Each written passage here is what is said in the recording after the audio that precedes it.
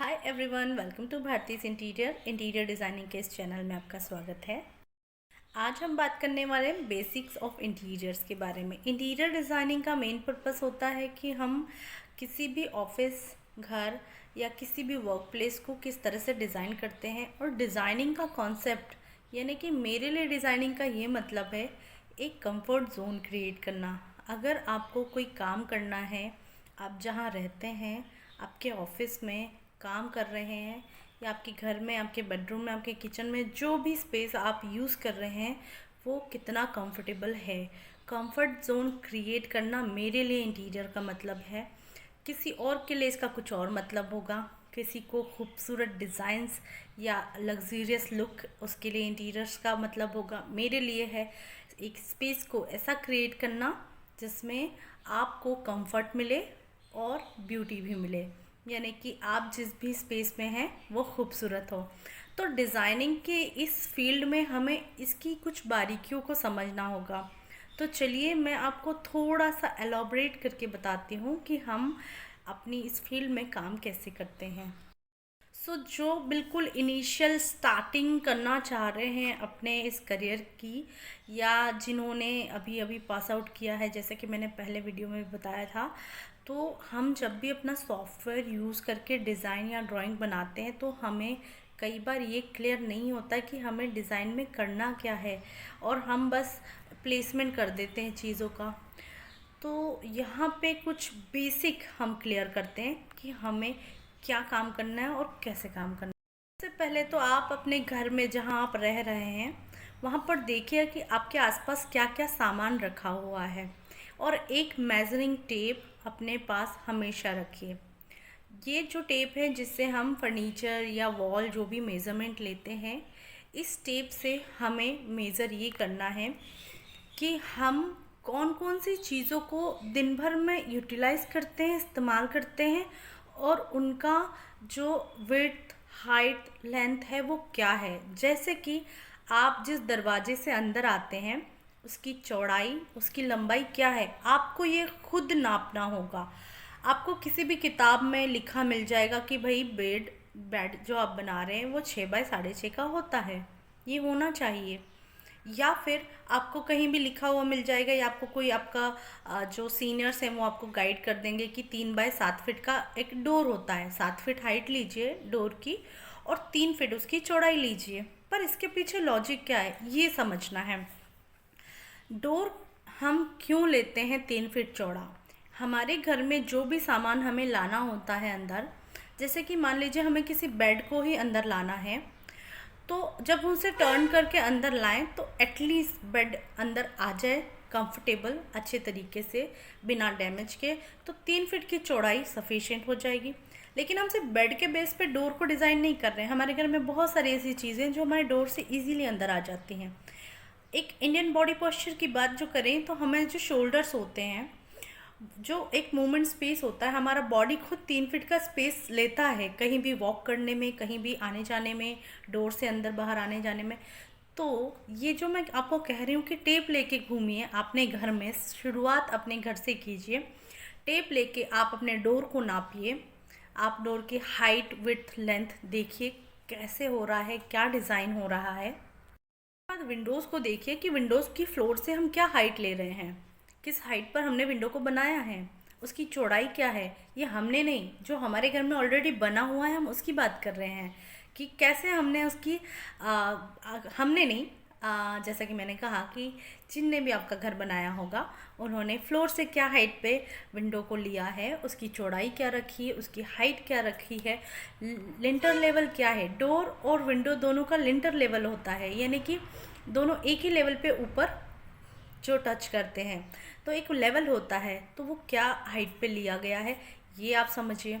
इसके बाद एक और छोटी सी चीज़, आपके घर में बेड होगा, या तो सिंगल बेड होगा या डबल बेड होगा, उसको खुद नापिए, देखिए कि आपकी हाइट क्या है, आप जिस बेड पे सो रहे हैं उसकी हाइट क्या है, उसकी फ्लोर से हाइट कैसी है, उसकी चौड़ाई, लंबाई कितनी है, बेड हेड में कितना स्पेस है, हम किसी फ़ोन को कहीं रख रहे हैं तो वो कितना स्पेस कवर कर रहा है। ये हो गया बेड के बारे में। आप अपने घर में अपने बेड का मेज़रमेंट लीजिए और समझिए कि बेड ऐसा क्यों बनाए जाते हैं, ये हाइट या ये विड्थ ये लेंथ क्यों ली जाती है। तो ये हमें खुद समझना होगा, हमें इस चीज़ को अडॉप्ट करना है जिससे कि हम अपने डिज़ाइनिंग प्लानिंग को इम्प्रूव करेंगे। Next wardrobe.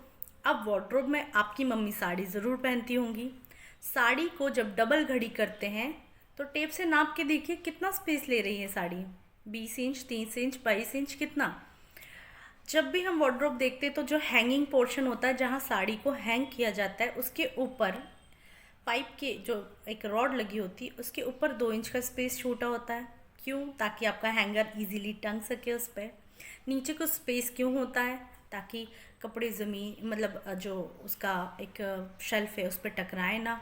तो उस स्पेस को भी कुछ सोच के डिज़ाइन किया जाता है। फिर आपकी वार्डरोब में डेप्थ कितनी है, उसकी हाइट क्या रखी गई है।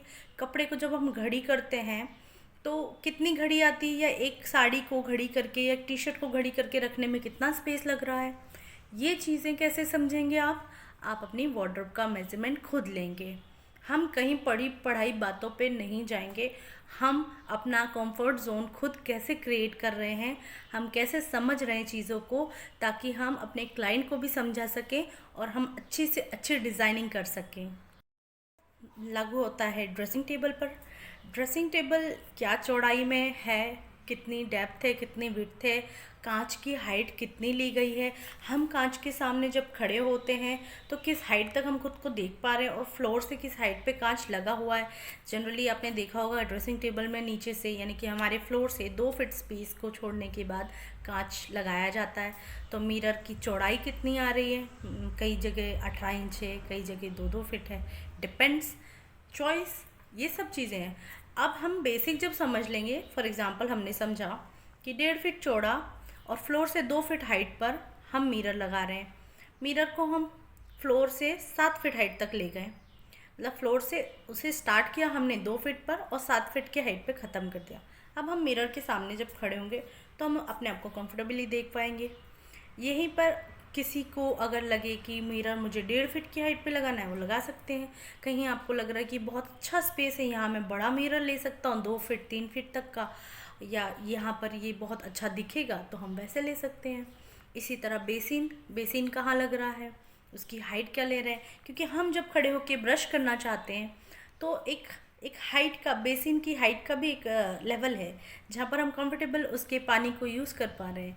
तो ये सब चीज़ें हमारा कंफर्ट जोन क्रिएट कर रही हैं।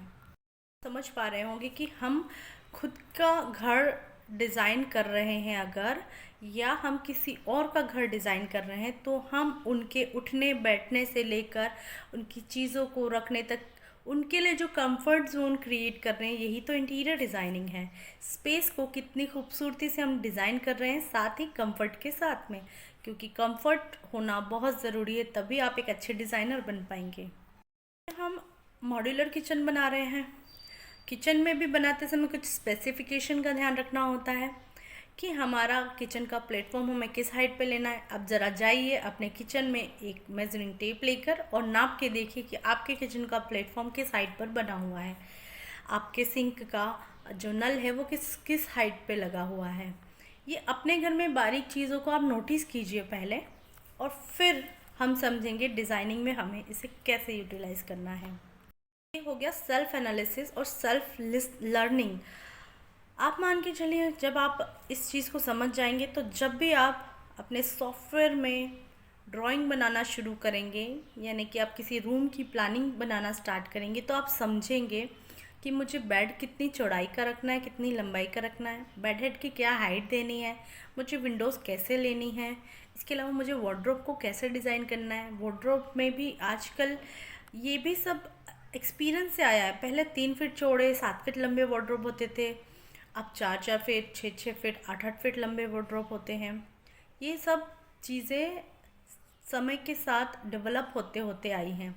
तो हमें कोई भी चीज़ का बस बेसिक समझ लेना है, उसके बाद उसके डिज़ाइन में हम कुछ भी कर सकते हैं जो ज़्यादा उस चीज़ को खूबसूरत बना सके। अब इतनी बातें जब आपने समझ ली है तो मैं आपको एक छोटा सा होमवर्क देती हूँ। आप चाहें तो करिए, आपकी मर्ज़ी है, लेकिन अगर आपको सीखना है तो आप ज़रूर करिए, ट्राई कीजिए। हम समझते हैं एक सिर्फ सिंपल सा बेडरूम के बारे में। बेडरूम क्या है? बेडरूम में हमें सिर्फ एक बेड चाहिए, एक वार्डरोब होगी, एक टीवी यूनिट होगी और एक ड्रेसिंग टेबल, और आपका बेडरूम कंप्लीट हो जाएगा। अगर कोई स्टडी करना पसंद करता है अपने रूम में तो उसके लिए होगा एक स्टडी टेबल। इससे ज़्यादा कुछ रिक्वायरमेंट हो सकती है क्या बेडरूम में? नहीं। तो हमें बेसिक समझना है बेडरूम का। तो बेड की हाइट, विड्थ, लेंथ समझ लीजिए। वार्डरोब बेडरूम में कहाँ पर हम प्लेस कर सकते हैं जहाँ हमें कंफर्टेबली मूवमेंट यानी चलने फिरने का स्पेस अच्छा मिल जाए। ड्रेसिंग टेबल को हम किस तरह से डिज़ाइन कर सकते हैं, ड्रेसिंग टेबल को हमें कहाँ पर प्लेस करना है, ये समझ लीजिए। तो ये कुछ बेसिक चीज़ें आप समझ जाएंगे तो एक बेडरूम को डिज़ाइन करना आपके लिए बहुत आसान हो जाएगा। तो ये थी छोटी सी जानकारी, बेसिक्स ऑफ इंटीरियर। अब मैं आपको नेक्स्ट वीडियो में एक बेडरूम किस तरह से डिज़ाइन होता है इसका, अगर पॉसिबल हुआ तो लाइव एग्जांपल, या फिर जो भी मेरे पास अगर डिज़ाइन अवेलेबल होगा तो मैं उस डिज़ाइन को एक्सप्लेन करके आपको बताऊंगी कि प्लान कैसे बनाना है और उस पर कैसे एग्जीक्यूट करना है। इसी जानकारी बेसिक्स ऑफ इंटीरियर्स के बारे में जो स्टूडेंट्स को शायद समझना चाहिए और खुद से ही प्रैक्टिकल करके सीखना चाहिए। ये मेरा पर्सनल एक्सपीरियंस था जो मुझे जब मैंने इंटर्नशिप करी थी मेरे सर ने मुझे सिखाया था, और ये मैं आपके साथ शेयर कर रही हूँ। मैंने तभी से डिज़ाइनिंग की बारीकियों को समझा था। और हाँ, एक चीज़ और, इसी तरह आप डाइनिंग टेबल पर भी एक्सपेरिमेंट ज़रूर कीजिएगा कि जब आप डाइनिंग टेबल पर बैठ रहे हैं चेयर पर तो टेबल की हाइट क्या आ रही है। जब आप थाली लेके बैठते हैं, थाली रखते हैं तो क्या स्पेस ले रही है थाली। दो व्यक्तियों को डाइनिंग टेबल के पास बैठने में कितना स्पेस लग रहा है। क्यों डाइनिंग टेबल 6x3 या 8x3 या जो भी साइजेस में मिलती हैं या बनती हैं वो क्यों बन रही हैं। तो ये आपको सेल्फ एनालिसिस करना है। छोटी सी जानकारी। Finally, thanks for watching. Please subscribe the channel, like, dislike, share, what ever you want आप कर सकते हैं। And please please please subscribe ज़रूर कीजिएगा। एंड द नेक्स्ट थिंग कि ये जो मैंने आपको जानकारी दी है इसे अप्लाई करके ज़रूर देखिए। कोई भी क्वेरी क्वेश्चन हो कमेंट कीजिएगा, मैं आंसर करूँगी। Thanks for watching. Thank you.